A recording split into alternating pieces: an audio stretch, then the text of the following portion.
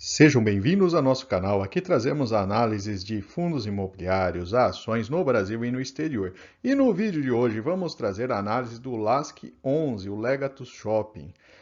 Esse vídeo, na verdade, é um passo a passo para você identificar pontos importantes, né? Principalmente quem é investidor novo, tem alguns detalhes que precisam ser olhados, né? E pegamos aí um fundo imobiliário que é pouco conhecido, justamente para fazer essa sequência aqui e identificar os principais pontos aí que devem ser considerados antes de investir num fundo imobiliário.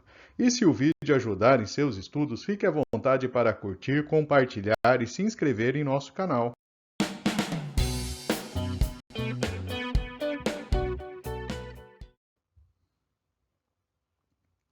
Vamos começar trazendo uma visão do portfólio do fundo. Ele é um fundo de menor porte, então ele tem uma participação em apenas 3 shopping centers, sendo que o Parque Shopping Belém é a participação mais relevante do fundo. Trata-se de um shopping localizado em Belém do Pará, com uma área total de 33.900 metros quadrados. Além do Shopping Parque Belém, a gente tem o Boulevard Vila Velha, no Espírito Santo, com 37 mil metros quadrados, e também o Boulevard Campos, em Campo dos Goycatazes, Rio de Janeiro, com 27 mil metros quadrados.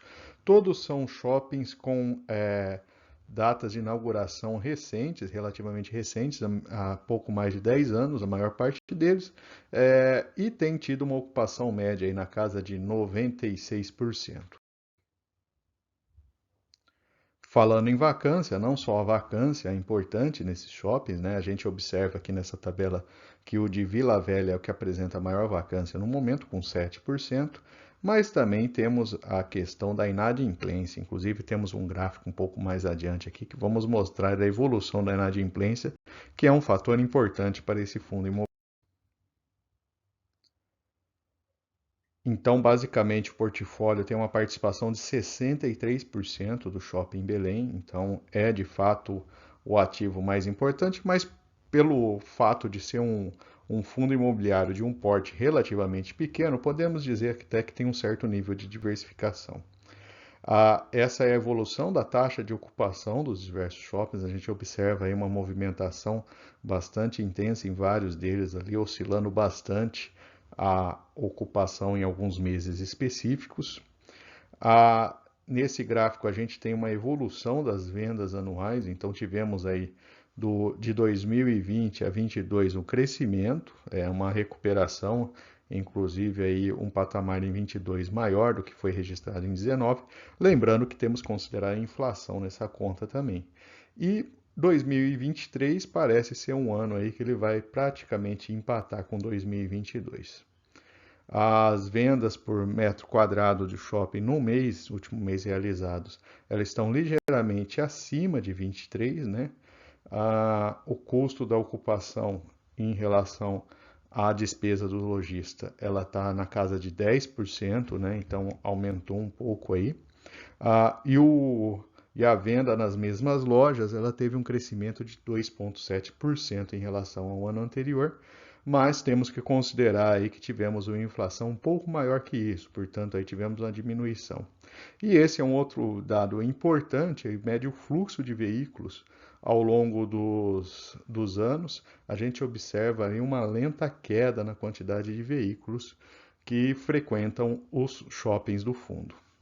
E esse gráfico aqui é um gráfico bastante importante para o investidor, que é a evolução da inadimplência. A gente observa meses específicos com inadimplência gigantesca, chegando a 81%. Então, a gente percebe ali que os diversos lojistas desses 3 ativos, em determinados momentos, apresentam dificuldades de pagar aí o que devem para o shopping. Então, esse é um ponto de alerta ali, né? A gente vê que mesmo em 22 e 23, que é um cenário aí de recuperação, diversos lojistas aí apresentaram inadimplência nos ativos, então é um ponto crítico aí para o investidor. Vamos trazer agora a demonstração de resultados. Então é um fundo aí que tem uma receita de 1,9 milhões de reais mensais, né? taxa de administração, outras receitas e despesas e o resultado financeiro, o fundo não apresenta dívidas, então esse é um lado positivo desse fundo. Só que podemos observar ali, né, comparando a evolução mensal da distribuição de dividendos por cota, a gente observa uma queda relevante aí, né? A gente vinha num patamar de 80, 70, 90 e agora, último mês, ele pagou 50 centavos por cota. Então, é um ponto importante a ser observado, fruto também em parte da inadimplência que a gente viu agora há pouco. Temos aqui o gráfico da rentabilidade do fundo, então desde o início, né, a gente tem uma variação de 35% da cota de mercado, que dá um yield anualizado aí de 5,9%. A gente observa que foi inclusive um pouco mais baixo aí que o Ibovespa, mas um pouco acima do CDI no período considerado. Aqui temos um outro ponto de atenção para o investidor, apesar de ele ter apresentado uma liquidez recente muito relevante, a gente vai ver na tabela mais à frente, é um fundo que normalmente ele apresenta um nível mais baixo de liquidez, negociações diárias aí na casa de R$300 mil. E a quantidade de cotistas é um outro ponto de atenção, inclusive estamos aí com mudança, né, nas regras tributárias e se ele continuar com esse patamar de cotistas aí abaixo de 500, ele é um fundo que pode ser tributado aí, a depender aí das mudanças e ajustes que forem feitas nessas regras aí que estão em aprovação.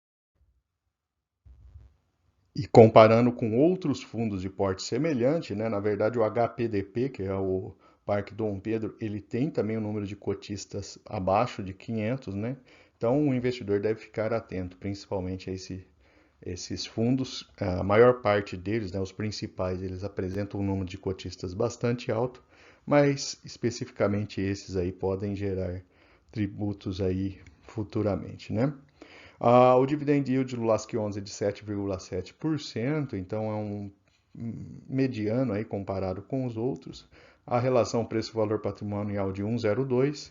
Houve um bom crescimento do dividend yield nos últimos 3 anos, 13%, mas quando comparamos essa área de shopping, né, pegamos aí um momento pós-pandemia, ele apresentou aí uma queda muito grande de rendimentos e vemos aí que a recuperação dele foi pior do que outros fundos. A questão da liquidez que eu comentei, anormalmente, de maneira normal, aí, recentemente ele apresentou uma liquidez muito alta, é um ponto de atenção ali para o investidor. E ele tem um patrimônio aí na casa de 300 milhões, aí, vários fundos de shopping com patrimônios semelhantes que foram selecionados aqui na tabela. A sua taxa de administração é mais alta, né? Por dois motivos. Uma que ela de fato é uma taxa relativamente alta e outra, todos os outros fundos dessa tabela são fundos monoativos. Então isso já traz naturalmente uma taxa de administração mais baixa. O histórico de investimento, quem investiu há 1 a 2 anos atrás, apresentou aí um resultado positivo na variação das suas cotas e também receberam aí valores importantes. E a gente vê ali que o ganho real ficou bem acima da inflação. Então, mesmo não sendo um fundo ali importante, dos principais fundos de shopping, ele apresentou um resultado positivo nos últimos 2 anos. Neste gráfico vemos a evolução dos valores das cotas, né? Então ele vinha ali um patamar mais baixo, mas cresceu muito ali no início de 2023.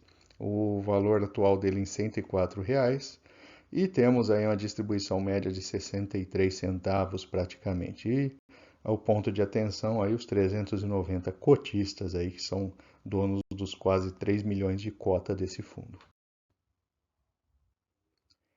E, finalmente, vamos trazer os pontos positivos e negativos identificados no LASK11, esse fundo de shopping de menor porte.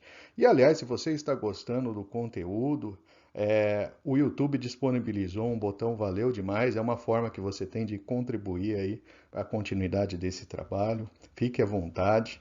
E, se não quiser contribuir, pode compartilhar ou curtir, que também ajuda a divulgação do material. Vamos falar dos pontos positivos. Pelo porte desse fundo, ele apresenta um portfólio diversificado. A gente vê que muitos outros fundos de porte similar são monoativos, então ele tem um grau de diversificação importante. Quem investiu até 2 anos atrás nesse fundo aproveitou bem o crescimento do valor das cotas. Ele tem uma liquidez momentânea bastante alta. Chama atenção, é um ponto aí que precisa ser investigado, né? Nem sempre essa alta liquidez pode ser um motivo aí positivo. Do lado negativo, a tributação de fundos com menos de 500 cotistas, então ele se encaixa hoje nessa situação.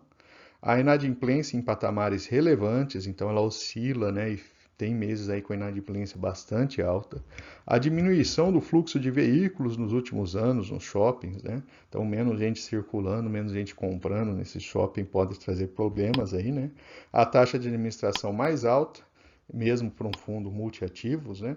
E um dividend yield intermediário, crescimento baixo comparado aí com outros fundos de shoppings, né? E vou aproveitar para deixar nossa playlist de fundos imobiliários. Lá você encontra diversos ativos. E fique à vontade também para curtir, compartilhar, comentar o que você achou desse vídeo. E se você não for inscrito, também deixarei o link aqui para você se inscrever em nosso canal.